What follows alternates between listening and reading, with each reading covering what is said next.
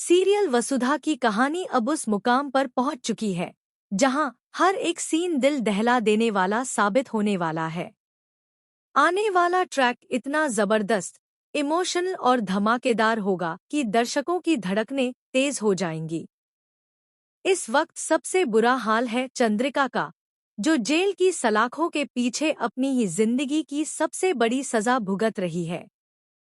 जिस चंद्रिका ने हमेशा घर की मर्यादा, इज्जत और अनुशासन की बातें की, वही आज खुद अपराधी बनकर जेल में खड़ी है। हालात इतने खराब हो चुके हैं कि जेल के अंदर चंद्रिका को ऐसा झटका लगता है जिसकी उसने कभी कल्पना भी नहीं की थी। दरअसल पूरी कहानी की जड़ है अविनाश का वो कबूलनामा जिसने सब कुछ पलट कर रख दिया।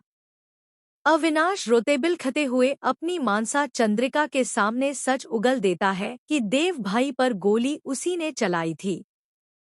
यह सुनते ही चंद्रिका के पैरों तले जमीन खिसक जाती है। उसे यकीन ही नहीं होता कि उसका बेटा इतना बड़ा गुनाह कर सकता है। गुस्से और दर्द में चंद्रिका अविनाश को जोरदार थप्पड़ मार देती है और पूछती है कि उसे अपने ही भाई पर गोली चलाते हुए शर्म नहीं आई। वह बार बार सवाल करती है कि उसने ऐसा क्यों किया, और सबसे बड़ा सवाल, उसके हाथ में बंदूक आई कहां से। अविनाश कांपते हुए जवाब देता है कि वह बंदूक चंद्रिका की ही थी।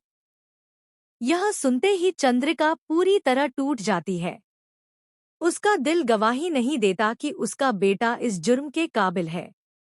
लेकिन इससे पहले कि वह कुछ समझ पाती, पुलिस वहां पहुंच जाती है। अविनाश ने खुद अपना जुर्म कबूल कर लिया होता है, इसलिए पुलिस उसे गिरफ्तार करने आगे बढ़ती है। तभी चंद्रिका सबके सामने खड़ी होकर एक ऐसा फैसला लेती है जो पूरे परिवार को हिलाकर रख देता है।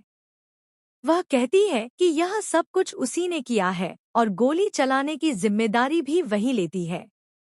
अपने बेटे को बचाने के लिए वह खुद जेल जाने को तैयार हो जाती है। जेल जाते जाते चंद्रिका पूरे घर और अपने बच्चों की जिम्मेदारी वसुधा को सौंप देती है। वह वसुधा से वादा लेती है कि वह इस परिवार को संभालेगी और देव का ख्याल रखेगी। इसी बीच किस्मत एक और करवट लेती है। देव को होश आ जाता है। होश में आते ही देव सबसे पहले वसुधा को देखता है। वसुधा रोते हुए हाथ जोड़कर कान पकड़कर देव से माफी मांगती है। वह उठक बैठ तक करती है और कहती है कि उससे बहुत बड़ी गलती हो गई है।